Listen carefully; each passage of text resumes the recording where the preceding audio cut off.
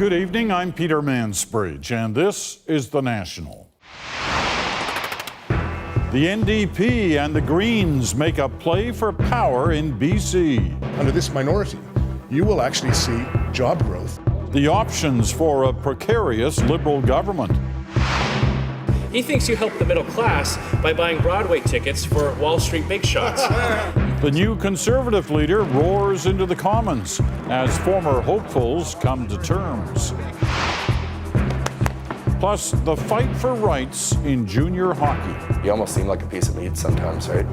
But some players say the system works. For weeks, British Columbia's Green Party has held the title of Kingmaker. And today, it made an intriguing announcement, putting its support behind the second-place NDP, possibly setting up the end of more than a decade of Liberal rule, and with it, the end of a multi-billion-dollar pipeline. Greg Rasmussen has our story from Vancouver. Since election night, 20 days of uncertainty, fueled by high-stakes negotiations over the future of the province. It's going to be different in there. Today, a deal, sealed with broad smiles and a handshake. With that, I want to thank Andrew and the Green Caucus for the work that you've done. Real pleasure. To make this place work. After 16 years in opposition and a hard-fought election, the NDP says it can take power, with a little help. The BC Greens will give the BC NDP support to form government, and the terms of the agreement, as I've mentioned, will be for 4 years. We're not looking to have an election anytime soon. We're looking to show to British Columbians that minority governments can work. The Premier will have some choices to make without any doubt. The agreement that's been reached between the Green Caucus and the BC NDP Caucus demonstrates that we have the majority support of members in the legislature, and that will be up to the Premier and the Lieutenant Governor to discuss.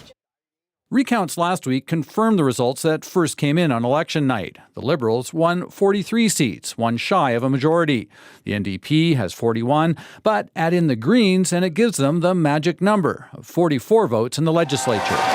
But there is still uncertainty on how this will all unfold. After the election, Clark said she would continue as Premier. This morning, I talked with our Lieutenant Governor. She requested that I continue to serve as Premier.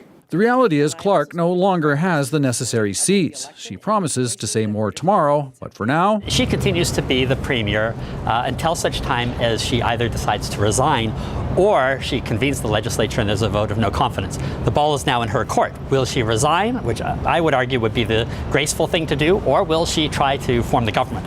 So uncertainty over when, but little doubt a big shift in power is coming. I have to say I got up with a bit of a spring in my step this morning. Details on where this will land are yet to come. One early casualty might be the already approved Kinder Morgan pipeline. Slowing down or killing that deal would have a major impact on both the province and the country. Greg Rasmussen, CBC News, Vancouver. Also looking to dethrone a party in power, the federal Conservatives. Today was the first chance for their newly elected leader to show he's the one to take on Justin Trudeau's Liberals in 2019. Catherine Cullen has more on Andrew Scheer's day in the House. The next Prime Minister of Canada. If he's going to be Prime Minister, Andrew Scheer will have to keep the Conservatives in this room from fighting amongst themselves about what direction the party should take. He knows the stakes are high. Staying united is the only way we will defeat Justin Trudeau in 2019. Unity may require some strong leadership from a man who often looks as if he's on the verge of saying, "Aw, shucks." Right now, they are all publicly cheering for him. Even if some leadership candidates might still feel a bit wistful about the victory speech they dreamed of giving. I had something great in my speech for you. I had one speech that I won't deliver anymore. But You can tell me over a coffee. Yeah. At the same time, Scheer's opponents are trying to brand him as a social conservative indebted to that wing of the party. He says he's not opening up the abortion debate. It's divisive. But he won because of them, and they're already saying that he owes him a lot. And perhaps their strongest representative is Brad Trost, the social conservative candidate who surprised a lot of people by finishing 4th in that 14-person race. But even Trost isn't quite sure what he can expect. I'll just give Andrew some space and room, and I'll be as supportive as I can. The honourable leader of the opposition. What Scheer hopes will work is keeping focused on issues conservatives agree on, like liberal spending. Why can't the Prime Minister understand that this high tax, high spending agenda hurts the very people that he claims to help? And in another show of unity, he made sure his former leadership rivals had a chance to speak too, which was also a reminder of how they might have performed if they had been chosen leader. What is the most important? It is the Canadians' air defense capability or the financial interests of Bombardier. Why are the Liberals running from Canada's fight against ISIS? Is this his idea of cleaning things up? So that is what unity looks like right now in the Conservative Party. But these are still the very early days of what was ultimately a surprise win. And Andrew Scheer's broader plan for taking on Justin Trudeau is still very much in the works. Catherine Cullen, CBC News, Ottawa. Scheer didn't have the Prime Minister to answer him back in question period. Trudeau was in Rome, where he had an audience with the Pope, and he used that moment to bring up a dark chapter of the Catholic Church's history in Canada. David Cochrane explains. The Prime Minister went to the Vatican to speak about one of Canada's greatest sins, and he asked the man who can grant total absolution to say that he was sorry for the Church's role in the residential school system. I then told him about how important it is for Canadians that we move forward on a real reconciliation with Indigenous peoples, and highlighted how he could help by issuing an apology. There was no apology today, but Trudeau says Pope Francis agreed to keep talking, to discuss reconciliation with Indigenous people beyond this meeting. He reminded me that his entire life has been dedicated to supporting marginalized people in the world, fighting for them, and that he looked forward to working with me and with the Canadian bishops to figure out a path forward together. The two leaders spoke for more than 30 minutes. The Prime Minister and his wife later had a private tour of the Sistine Chapel. And I also had an opportunity to have a deeply personal and wide-ranging, thoughtful conversation with the leader of my own faith. But the apology was the missing piece. What is absent is a clear, collective, strong voice of the Catholic Church. I need them to say what we did was wrong. It was one of the 94 recommendations to come out of the Truth and Reconciliation Commission into the residential school system run by the federal government and Christian churches. The demand wasn't just for the Pope to say he was sorry, but to do it on Canadian soil. I'm certainly intending to work with the Catholic Church, and including with the Holy See, to move forward on implementing that recommendation, to ask him directly to engage with this issue, yes. Trudeau didn't get the outcome he wanted today, but he likely got the one he expected. No apology, but a promise to keep talking in what could be the start of a process that could lead to reconciliation. David Cochrane, CBC News, Rome. Here at home, another step towards reconciliation is ready to begin tomorrow. That's when the National Inquiry into Missing and Murdered Indigenous Women and Girls will start hearing from victims' families.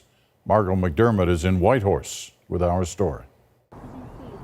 On the banks of the Yukon River today, last-minute preparations for a first in Canada. This is where the families of missing and murdered Indigenous women and girls will get a chance to tell their story before a national inquiry. Joy O'Brien is one of them. Her cousin Cindy Burke was murdered while hitchhiking in BC in 1990. It took 16 years to catch her killer, an ending that many Indigenous families don't often get. It turned O'Brien into an activist. I had a young daughter, and for her safety, I just could not imagine losing my daughter like that, and it just touched me. Whitehorse was chosen as a site for the start of the national inquiry because people here pushed hard for it. Joy O'Brien will be testifying. These women were people. They were families, they were loved, they were honored, they were cherished. And, we'll never forget them. Grief and loss is still fresh for William Carlick. His sister, Wendy Carlick, was also a strong advocate for these hearings. But last month, she was also murdered, one of 2 women found dead in Whitehorse. It's something that you never would wish on anybody, never mind what family they are. Carlick's message to the inquiry will be that Canada needs to respect and to encourage Indigenous spirituality as a way to help people recover from trauma. There is an event going on celebrating Canada's 150 years. So when you think about it in that perspective, 150 years, the First Nation have gone from independent society to one that's struggling on a regular basis. Getting to this point hasn't been easy. The Commission has been criticized for its lack of communication and sloppy organization. These hearings are being held in a tent partly because the Commission staff didn't book a larger venue early enough. We want to make them feel welcome, safe, and understood and heard. And I guess we'll just have to prove that we can do it. But the hard part begins tomorrow. Families will have to revisit some of their most painful memories, and the Commission will need to win their trust to make these hearings a success. Margot McDermott, CBC News, Whitehorse. Ottawa has announced a famine relief fund that will run until the end of June. The government says it will match all donations made by Canadians to registered charities to help 20 million people at risk of starvation in 4 countries: Nigeria, Somalia, South Sudan, and Yemen. The UN has called the famine the worst humanitarian crisis since the Second World War. Coming up, when he likes something, he really likes something. An Indigenous man has many challenges and only one glorious obsession. Plus, the fight for better pay in junior hockey. Some guys won't join in. I'm a person who's been taught to stand up for what they believe in.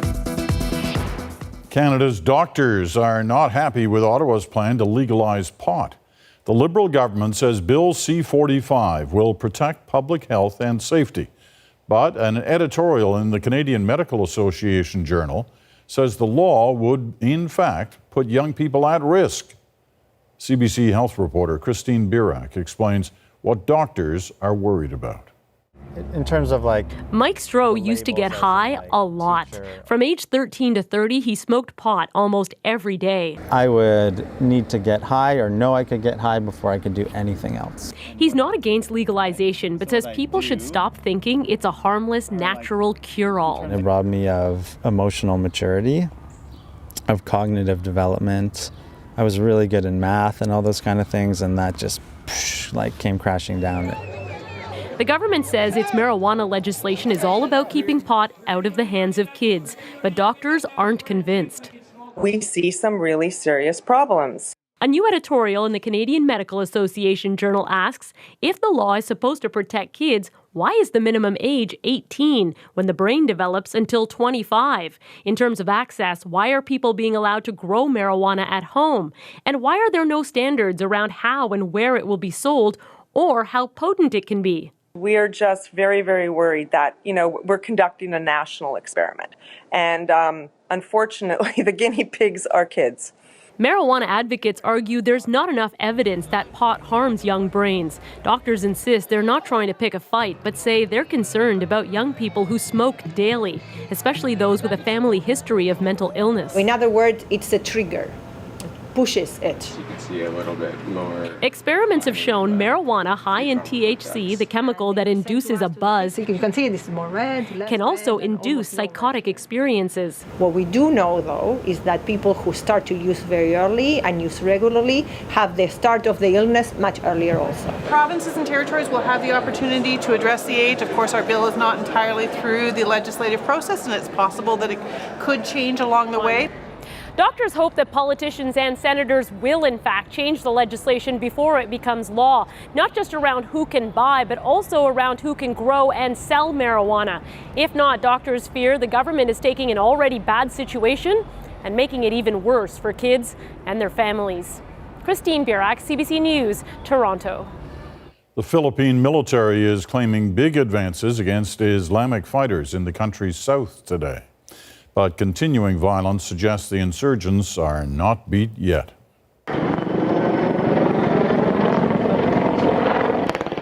There have been gun battles in Marawi City since ISIS-affiliated groups went on a rampage last week.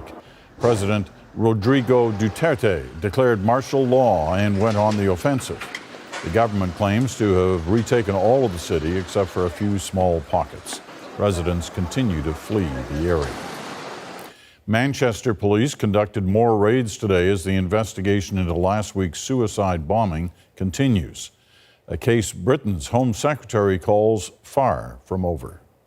My priority is making sure that we give the security services and the police the space to continue this operation. Remember, this is still a live operation. Police also released new security camera images of the suicide bomber, Salman Abedi, showing him in a store close to his apartment just hours before the attack. And they also released pictures of a blue suitcase he had in his possession. Police want any information they can get on the suitcase, though they urge the public not to go near it if they find it. Well, he was once the biggest star golf had ever seen, but the past few years have been tough for Tiger Woods. A shattered reputation, health problems, long droughts when he couldn't seem to buy a win. And now, more trouble. Havard Gould has the latest setback facing the man who once dominated the game. Unshaven, disheveled, this police mugshot and the arrest immediately looked like a new low for Tiger Woods and his hopes of a return to anything like his glory years. This news is, if you're one that was hoping for that, and all the golf world was, it's dreadful news. Woods was arrested at about 3 a.m. in Jupiter, Florida, where he lives, and spent several hours in custody before being released. Many hours later, it was reported that Woods, while taking full responsibility, said his condition was the result of an unexpected reaction to prescribed medication. A statement attributed to Woods said, "I want the public to know that alcohol was not involved." There it is, a win for the ages. 20 years ago, Woods was on top of the world. Welcome to the green jacket. At 21, the youngest player to win one of golf's most prestigious tournaments, the Masters. A global sensation who boosted the game, bringing in legions of new fans and players. Asians, you're seeing blacks playing. I mean, you're seeing a whole different crowd playing golf now. Then came the late-night single-vehicle car accident at his home. Revelations of philandering with several women, including a porn star. And a humiliating fall from grace. I am deeply sorry for my irresponsible and selfish behavior. His marriage ended. Many sponsors fled. #1 in the world again. He got his game back for a while, but then injuries began to pile up. He regularly missed tournaments and putts. You know, my good ones aren't going in, and then my bad ones aren't even close. His most recent surgery was last month, an attempt to relieve the chronic pain in his back. Last week on his blog, he said, "It is hard to express how much better I feel, and I want to play professional golf again." More information about the arrest is expected to be released tomorrow, and much depends on what will be revealed. Everybody loves a redemption story, but it looks pretty difficult at this point. In an individual sport where image matters almost as much as performance, this shot may not be easy to overcome. Havard Gould, CBC News, Toronto. Straight ahead, Mounties on parade. They're an unbelievable tonic for a man with mental challenges.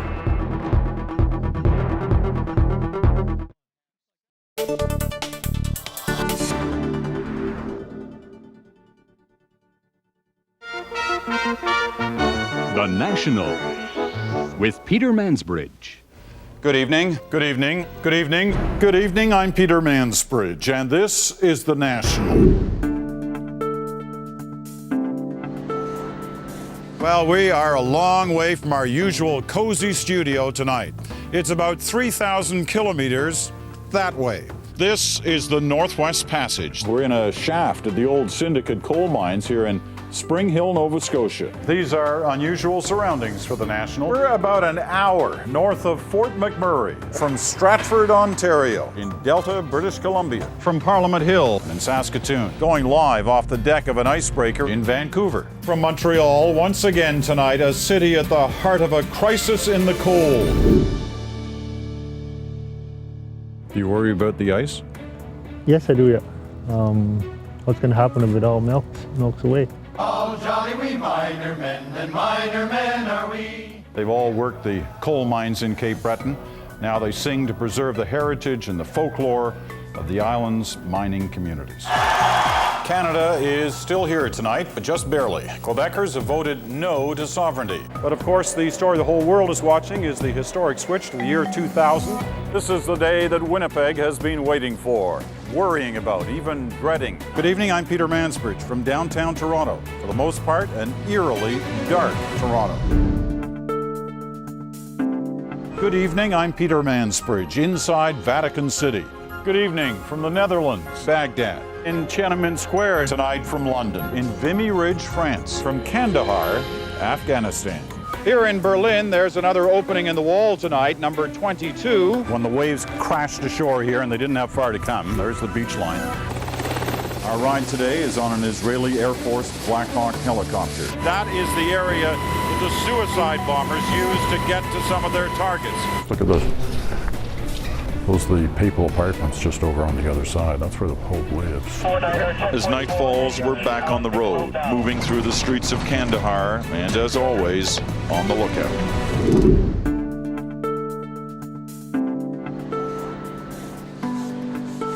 Thanks for watching.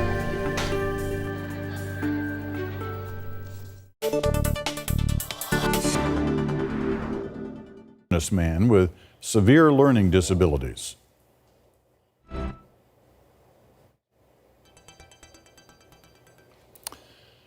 Well, the RCMP is welcoming an honorary cadet named Matty. He's a young Indigenous man with severe learning disabilities.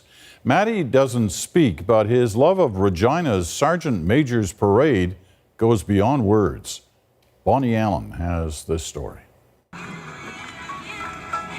Matthew Brandon is known simply as Matty, and this is a trip he's made every week for the past 4.5 years. He's fanatical, in the best possible way, about this. The Sergeant Major's Parade at the RCMP Training Academy in Regina. Matty used to be just an observer, but not anymore. Sergeant Pierre Goslin welcomed him into the RCMP family. He's a special person. He's an honorary member of the drill unit. We gave him a uniform he had on today when he turned 25. So he's part of our unit. Matty has autism, cerebral palsy, and fetal alcohol syndrome. The 25-year-old Indigenous man has the mental capacity and communication skills of a toddler. But his love for the RCMP is clear. He's nonverbal, so you really have to follow his cues. And when he likes something, he really likes something. The feeling is mutual. It's hard to have a bad day when Matty's around. He's so full of happiness and joy every time he's here. This weekly ritual started as a bright spot during dark times. Chris and Shannon Gardner became Matty's foster parents when he was 6 years old. Then, when he turned 21, the Saskatchewan government wanted Matty to move into a group home for adults with intellectual disabilities. Matty's world was thrown into chaos. He became aggravated, even violent. The Gardners insisted on keeping him at home and began difficult negotiations for funding. Times were tough. Money was sparse. The parade provided free entertainment for the family. Matty became obsessed with going every week, and over time, a friendship evolved with senior officers. He records it all on his iPad. It's on repeat. Like, he wakes up to it and goes to bed watching pretty much RCMP parade. The Sergeant Major's Parade is a strictly regimented exercise dating back to 1874. Yet, one day a week, when Matty visits, something magical happens. this being one of the most rule-based places in Canada, Maddie's just allowed to kind of break all those rules. Make him happy, and that's what we want to do, make him happy. Maddie gets to join the parade. Corporal Nathan Olson, on Maddie's left, worked hard to earn his trust. It took a long time. Maddie would just go to the females most of the time in uniform, and there was a trust with the men, but eventually he did come to me after about 6 months, and so that was a huge day for me when he eventually came and grabbed me for my hand. How's the parade? The instructors say Maddie's interactions with cadets will make them better police officers, but really, it just makes everyone better. And though Maddie can't speak words, everyone here understands him. He's happy, and that's what matters. You go, Sergeant Gosling. Bonnie Allen, CBC News, Regina. Lake Okanagan is continuing to set records. Water levels have risen another 1.7 centimeters since yesterday. That's the highest level ever recorded and 8 centimeters higher than in the floods of 1948. And experts say the waters could rise for another month as the snowpack continues to melt. And rising water levels in Lake Ontario continue to threaten homes in a unique part of the city, the Toronto Islands. Some are already flooded, and Environment Canada expects the lake to rise another 1 to 5 centimeters in the coming weeks. Restaurants on the island are struggling because the ferry service is discouraging tourists from making the crossing. Coming up, junior hockey players fight for better pay. You lay your body on the line every night for your team. A legal battle is underway, but some say the league delivers as promised. Time to check the day's business numbers. Not much to this day. The TSX rose 4 points. The Canadian dollar was up slightly. The U.S. markets were closed for Memorial Day.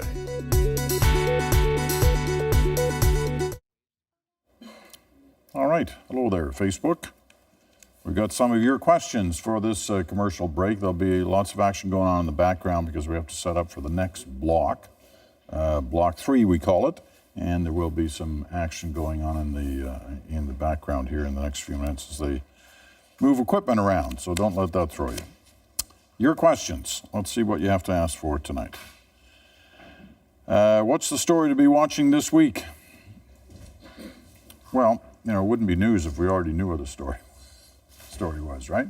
But there are obviously some things that we will be following. Nicholas Androsky asked that question, and things like the continuing unfolding story in the United States with the president and the issues about the connection between the Trump campaign and Russia.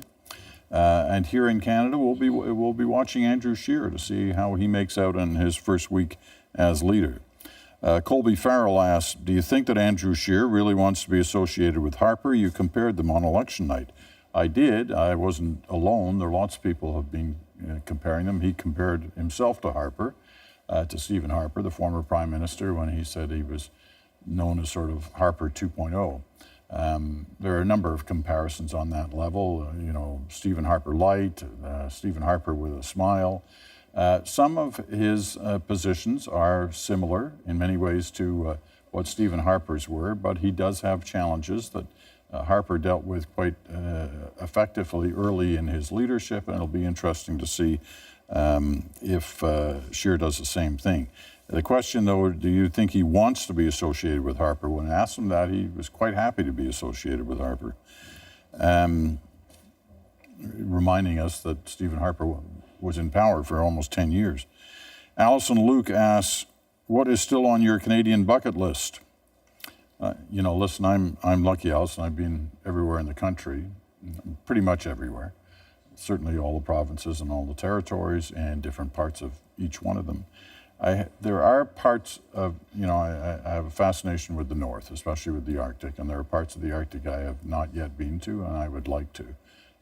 So hopefully I'll be able to manage that. Marlo Turner Ritchie asks, what is your biggest wish for the future of the CBC? Well, that it continues and that there is support for a public broadcaster from the people of Canada who own the CBC. and that the CBC funds its news and current affairs department to the level that it should. That's my bias, obviously. Stephen Crawford asks, have you ever seen a UFO or ghost? No, I have not, Stephen. Thomas Montgomery asks, have you ever had a politician walk out on one of your interviews? No, I have not. Penny Torrens asks, have you ever met the Pope? Not the current Pope. I was there when he was elected, so, you know, like he was kind of over there. But I didn't meet him. 1 minute, Al? Okay.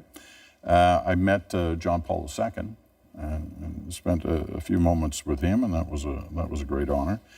Leslie Miller Loisides asked, do you ever lose sleep or feel nervous before you go on air?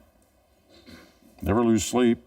Always feel a little bit of nerves. It's good to do that. I tell people, you know, that's all right. It helps get the adrenaline going, the energy going, and reminds you of what you're doing is important. I'm going to sort of walk over here while I take the last question, because this is the position I've got to be in when we come out of this commercial. Vince Matthews asks, how do you get around talking points and politicians speak when trying to get answers? That's the greatest challenge we all face. The only way you can do it is by keep pushing, keep trying to get to answers. Here we go. These guys are selling out. You know, there's 11,000 people at that Spokane game, right, against us, and I go, maybe we'll get some money here. Lucas Walter has been a fighter for years. When he played in the top ranks of junior hockey, he gladly went into the corners to slug it out for his team. That was then. Now he's waging a much bigger battle against a league he used to play in. Walter is part of a class action process that seeks to have these players paid like employees. Winning would mean an enormous pay hike, but some players want no part of these lawsuits. Here's Nick Purdon with both sides of a financial face-off.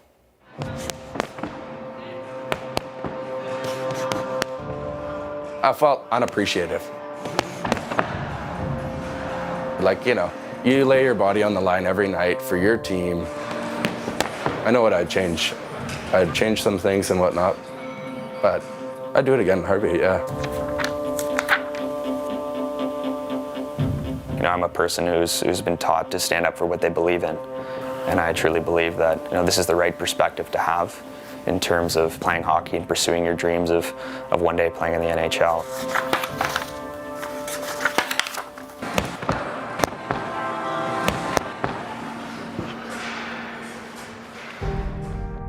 Two kids with the same dream. The dream that pretty much every little boy in Canada has. To be a hockey player. My dad built the backyard rink in my hometown in Campbellville, Ontario. Hockey was almost every morning before school, early morning practices. And my love for it kind of just took off from there, so. I loved it. It was a way of life. From an early age, both boys had their sights on the Canadian Hockey League. That's the top junior league in the world and the stepping stone to the NHL. This is where Crosby cut his teeth, McDavid too. Thousands of kids never make it this far, but they did. Meet Lucas Walter and Spencer Abraham. Their experiences in junior hockey were so completely different that today Lucas is part of a multi-million-dollar lawsuit against the league. Meanwhile, Spencer is part of the same lawsuit, but in defense of the CHL. So how did they get to this point?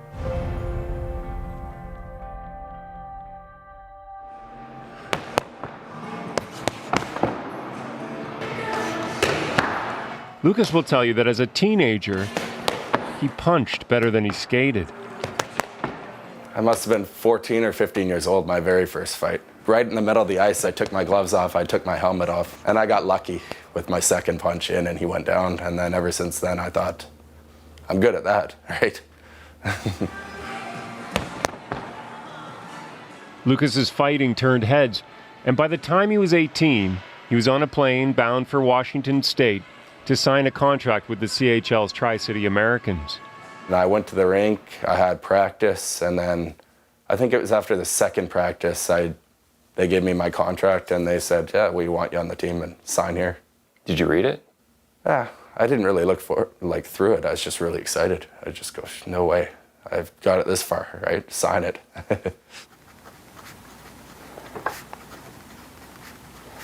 Meanwhile, Spencer got drafted by the team just up the road. So his dad was with him when he signed his first contract with the Ontario Hockey League's Brampton Battalion. I remember my dad, fighting off tears as he's driving home because obviously, he knew how hard I worked and how badly I wanted this. And, that's kind of when it hit home for me, really. I think, realized, what an opportunity I have and how special it really was. Shot coming from Spencer Abraham. They'd made it. The kid from Campbellford and the boy from Langley. They were on top of the world. That's everything you dream of as a kid. You get 7,000 people watching the game, cheering, screaming. You're wearing colors and uniforms that you kind of always dreamed of wearing. I mean, you never really knew where you would end up or if you would end up there, but I thought that was pretty cool. A little kid even looks at these players and it's like, that is where you want to be. This is a dream right there. Forget about the NHL. It's so much in these communities and these guys are such role models. But as their careers went on, and Lucas and Spencer suited up for hundreds of games in the CHL, their stories got farther and farther apart. You develop not only on the ice. I think, obviously I progressed year after year in my on-ice ability, but I think the life skills is what you really take away from it. Right. You learn how competitive, the world is. You learn that someone's always, fighting to take your spot. I wasn't playing games at all, really. I was rarely playing, right? I was out there 1 shift a game, sometimes 0 shifts a game, on the bench, no shifts, open the door all game. And then, okay, maybe you get your 1 shift, you go out and fight, right? So, a whole year of that, I was okay with it for 1 year, but after the second year, I really lost motivation. Lucas says things got so bad he thought about quitting. Meanwhile, Spencer was playing with Connor McDavid and getting closer and closer to his NHL dream. But even as their careers were going in opposite directions, they were both getting paid less than $1 an hour. That's pretty standard throughout the CHL, where players can make as little as $35 a week. So when Lucas looked up at all the fans at his games, it didn't make sense. These guys are selling out. There's 11,000 people at that Spokane game, right, against us. And I go, maybe we'll get some money here, whatever, right? And I kind of looked and I go, that seems weird, right? It kind of shocked me at first. So Lucas is there staring at a $50 paycheck. But when you're a teenager with an NHL dream, you don't complain. I played forward for a little bit too. What about Spencer? Were you playing in the OHL for the money? No, I was, playing there for the opportunity to play in the best developmental league in the world. And, my goal was ultimately to make it to the NHL. So I think that was, enough incentive for me to play in the league. But now that Lucas's career is over, he feels like the league took advantage of him. And so he's suing. At its core, the lawsuit is about money. Lucas wants all CHL players to make minimum wage. Yeah, we put in a lot of hours. It'd be nice to see the boys making a little bit more money and whatnot, right? So I see people get traded and I see, the GM say, hey, you're a great guy and everything. It's all business. It's business. So if they're telling you it's business, right? It is a business. It's not a charity. No, car. The lawsuit is a hot topic with Spencer and his friends who play junior hockey. They worry that if the suit is successful, teams will go bankrupt and there'll be fewer opportunities for players to hone their skills. This is what the league argues as well. This is it. This is the office. Spencer takes me to his room to show me how much the CHL means to him. At the foot of his bed, the first thing he sees when he wakes up is a reminder that his NHL dream is still alive. So this is kind of right before we're going out for my first game. Just kind of, thinking about some stuff. I don't really remember what, but it's a pretty cool photo. So wow. For Spencer, his tryout with the NHL's Florida Panthers is proof that the CHL works. He feels so strongly about it, he signed an affidavit in support of the league. That brings me to the other thing he wakes up to, an affidavit from another CHL player attacking him personally. I grew up playing against Spencer, and I know him personally. He was never a top-level player, and he openly expressed his surprise at playing in the LHL. Why is this here? It's just kind of motivation, for me to keep getting better as a player and as a person. And it's kind of a reminder that, anything in life, it's kind of you against the world, and that, the opinions of others don't necessarily matter. I got my acceptance letter On the wall, there's also his acceptance letter from law school. Spencer starts in the fall. His tuition paid for by the CHL. For every season you play in the league, players get a year of post-secondary education. Almost brings me more satisfaction to be able to do that, so. Meanwhile, Lucas couldn't decide where he wanted to go to school, so his education package expired after 18 months. That's CHL policy. But Lucas feels like he earned it, and the league shouldn't be able to take it away. I think I'm fortunate with where I am today. I luckily got a great job with my dad and stuff, and it's going very well and whatnot. I think I could be a lot worse. I don't think junior hockey really set me up for a lot at all in life. I think I kind of did it on my own afterwards, to be honest. These days, Lucas works with his dad at the family meat shop. And even now, there's a moment from his hockey career he can't shake. I got my very first career goal as a second-year player. And I got an assist, and I had a great fight that game. And the coach comes up to me, and this is the only time, good job, you did a great job here. Next game, I'm gonna give you some good ice time, and we're gonna see what we can do from here. I got scratched the next game. And after that, I just kind of went, nope, this is not good, right? Yeah. Why, how did that feel? Just like a stab to the heart, right? Some people might say you weren't good enough to play. You're here, you Then are. why am I there, right? You could have traded me. You could have cut me. Why did you keep me there for 2 years? Now at 24 years old, Lucas wakes up every morning with pain in his hands. They're starting to get arthritis a little, I'd say. But, yeah. Too much helmets, hitting helmets, right? That's broken a few. That's a scar there? Yeah. Well, they sound like crickets. Yeah. There's a few dents and bruises and stuff, but you had to punch helmets off if you're going to get in a fight, right? And then plastic, and it would just shatter your hands, right? But, yeah. Would you do it again? Yeah. Yeah. It surprised me that Lucas said he'd do it all over again. Yeah. That's how strong the dream is. How deep hockey runs in this country.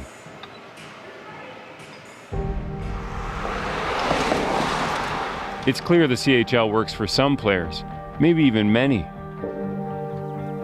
But shouldn't it work for everyone?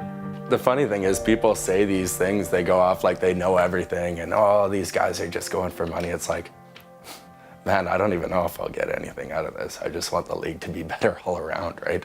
The league's been the same way for I don't know how long. So to make it better, that's the best thing, right? That's just what I think. If the lawsuit succeeds, what do you hope changes? Fairness for the players, more safe for the players, and yeah, like at the end of the day, I don't see the players have any say. It's just, you almost seem like a piece of meat sometimes, right?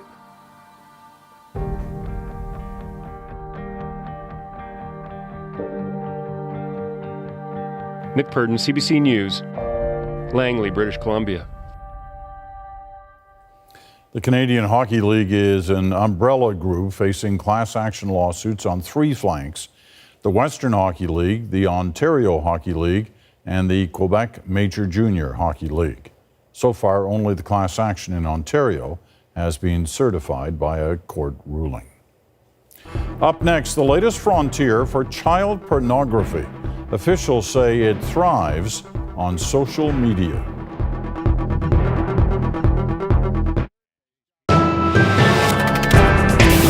But for another category of goods that has transformed our world, the gadgets or the tools of the electronic media. Here are some film projectors, the movies. I wonder what it really means, though, to be able to flick a switch and to bring in any part of the world, to see the most personal relationships of mankind acted out before us. It's so easy, isn't it? a handy instantaneous gadget. The tape recorder. Small, portable, can go and has gone everywhere. India, just a button's push away. Space means nothing. With a record collection, neither space nor time matter. We can, all of us, share in everything from anywhere and any time. Well, back to box day with the flick of a wrist. Fabian, Frankie Avalon, the voice of FDR, Petrushka, the music of Arabia, the sound of a sports car race in Florida. Even the most Puritan among us engages now each and every day in an absolute Roman carnival of the senses. There are new sights, new sounds, new fabrics, new textures. Well, we're all dedicated libertines. And radio. Well, we've heard the sound of symphonies, of riots, and of battles, and all without leaving the living room. And now, radio goes with us to beach parties. Or to the baseball games. And each of us with our own private slice of the modern age. We're never out of touch. And television? Well, I wonder who really knows what it means to have pouring into our homes day after day the cowboys, the rock and roll singers, the statesmen, the philosophers, the whole debate of our modern world. Well, surely our sense of space, of time, of cause and effect must be changing. And our attitudes to life and love, to religion, politics, and leisure, what of them? Oh, I almost forgot. The telephone. We can afford to take it for granted because it's been around so long.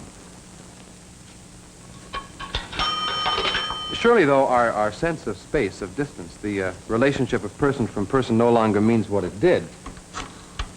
And you'll notice that the image of the telephone goes with the teenager, because he's the only one completely at home using it. And he uses it all the time. That's annoying, isn't it, to be held up even 5 minutes? Must be a teenager on the other end. Well, there they are. Our new electronic media, or our new gadgets. You push a button, and the world's yours. You know how they talk about the world getting smaller? Well, it's thanks to these that it is. Everywhere is now our own neighborhood. We know what it's like to go on safari in Kenya, or to have an audience with the Pope, to order a cognac in a Paris cafe. But not only is the world getting smaller, it's becoming more available and more familiar to our minds and to our emotions. The world is now a global village.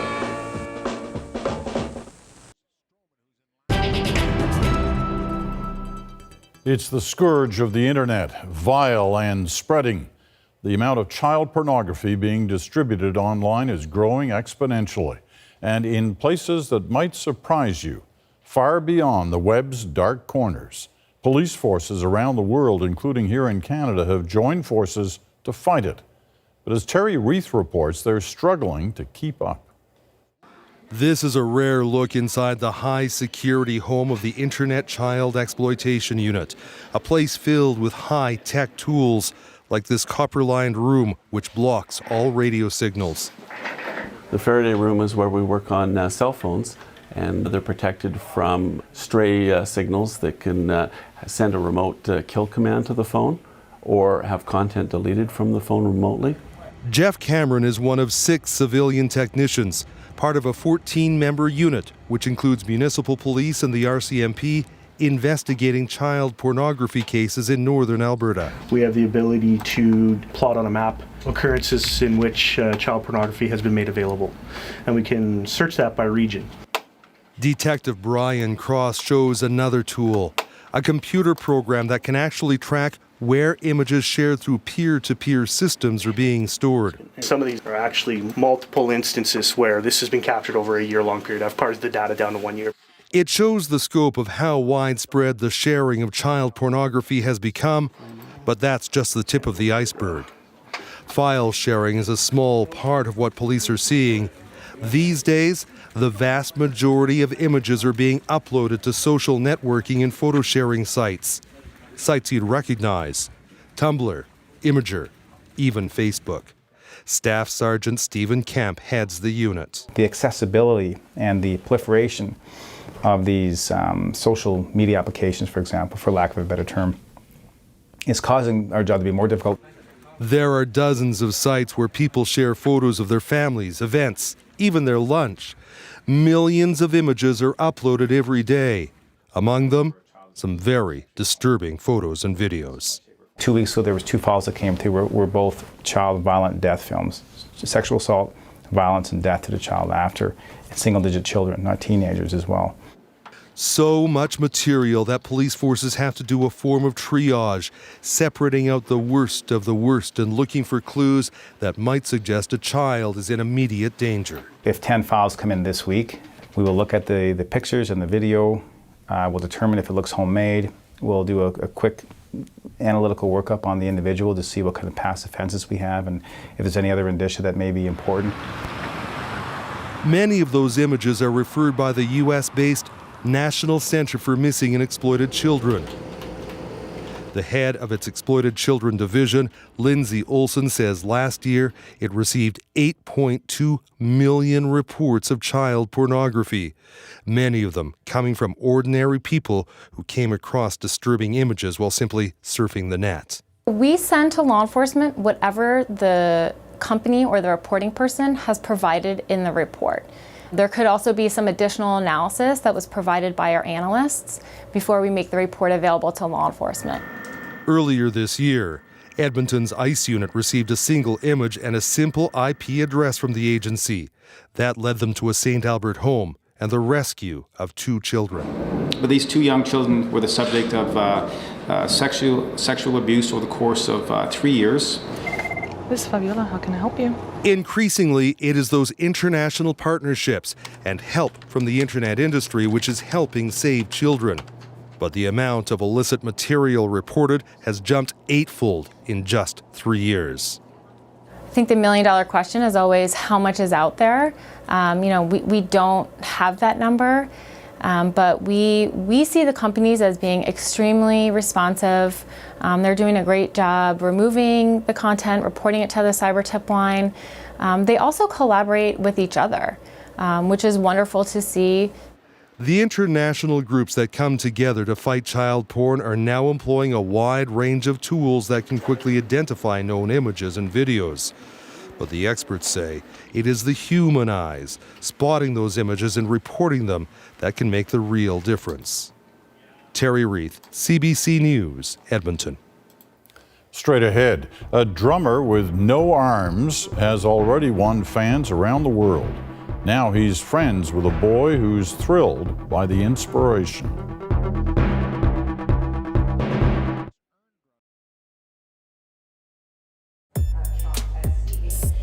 And I'll help you out here. Be comfortable. I'm Teddy. I'm 21 years old. I'm genderqueer, and I use they, them pronouns. My name is Isabella. I'm 27. My name is Willow. I'm 20 years old, and I identify as Two-Spirit, but primarily as a woman. My name is Phoenix. I'm 17, and my pronouns are he, him, and Zer. Gender itself is not just a binary spectrum. Like, there's literally a constellation of gender identities. And we're all floating somewhere in that constellation. And we really need to take into account that there's all kinds of possibilities and each individual's experience is unique. My spiel on gender. The gender binary, which is male and female, which is what is recognized in the general non-trans population, it's an outdated principle. The hardest part was accepting the fact that, well, maybe I'm not really just a feminine boy after all. Maybe I really am a transgender woman, and that I am a woman regardless of how I present myself, and I don't have to conform to any of the societal stereotype of what makes a woman either. I initially came out primarily as non-binary, and it was difficult to get people to recognize that, hey, there are things outside of male and female, and that, you know, it's possible to be one or the other, whether it be what you're assigned at birth or not what you're assigned at birth, or anything in between. Common misconceptions about being trans is that there's just one specific way to do it, and that's like a very binary idea. Like gender, as most people know it, might be very binary, and it's like, well, you're either one or the other, and if you're trans, you either want to be the other. I had that anxiety rolling in my mind too, because like then suddenly there was I knew I was going to have to answer questions because of assumptions about what are you attracted to men, of which I'm actually not. Myself, I'm never want to confine myself to that binary, and so when I choose to express myself differently or change my body, it can be very confusing, and people have to know that you can't try to trap people, and you might think that you're helping people, but you know, you just let people be themselves. Beautiful, thank you.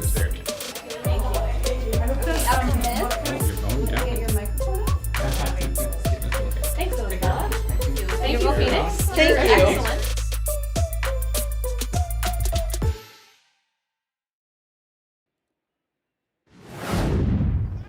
A difficult rescue attempt. Police and firefighters in northern China were called to pull a 10-year-old boy from an abandoned dry well. He fell as he was playing on his grandmother's farmland. Rescuers were able to lower a rope 10 meters and bring him up safe. This Australian fisherman's gonna need a bigger boat. No kidding. This 200-kilogram great white wasn't caught, it jumped right in, taking up over half the vessel. The fisherman downplayed the encounter, calling it just a mundane thing. A bridge in Alberta, originally built for horses and carriages, was put out to pasture today. After a series of delays, a giant crane finally removed Calgary's 12th Street South Bridge. The 108-year-old structure linked the city's Inglewood area to the Calgary Zoo, but safety concerns forced its demise before construction of a replacement could be completed. Strong winds delayed the first attempt last week. Then a big miscalculation about its weight, off by about 30 tons, caused another setback. It was moved today to a nearby island where it will be dismantled. And finally tonight, it was a mutual love of rhythm that brought Alvin Law and Luke Huckster together. That, and both of them used their feet to create the beat. Carolyn Dunn explains. They're unlikely buddies, born an ocean and generations apart. Turns out Alvin Law and Luke Huckster have more than a few things in common. Every time I look at him, I have a deja vu flashback to my mom, because you know Luke's mom wasn't his birth mom either. Law was born without arms. His birth mother took the morning sickness drug thalidomide. Luke was born in Haiti, months premature, with cerebral palsy. His adoptive mother can still remember what a doctor told her about the baby boy she'd rescued. Just throw him away, and if you want to help somebody in my country, madam, you find one that matters. Outraged, Huckster spent the next 11 years instilling in Luke just how much he matters. First, she adopted him, then she raised Luke without limits. He's watching the Paralympics. Well, he was so excited. Luke saw this British ad for Channel 4 featuring Alvin Law playing the drums with his feet. His reaction was so enthusiastic, it prompted Huckster to email Law and arrange a meeting. Mama, he's doing it with his feet. Mama, I can do that too. He always had the beat in him. Now, with the drumsticks and pad he got as a gift from Alvin Law, he's on his way to being a full-fledged drummer. That was what I was taught growing up. Alvin, your story is not meant to be amazing. It's meant to teach, to educate, and inspire hope. Mission accomplished with Luke Huckster.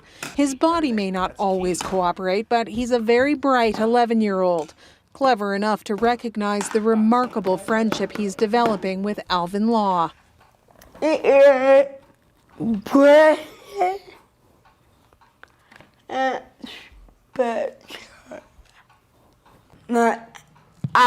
do? Yeah. He's your idol? Yeah. Luke's mom made him a deal. If he practices, she'll look for a used set of drums and a teacher so he can really hone his skill, just like his idol. Carolyn Dunn, CBC News, Calgary. That's the National this Monday night. For news at any hour, you can always go to our website, cbcnews.ca. I'm Peter Mansbridge. Thanks for watching.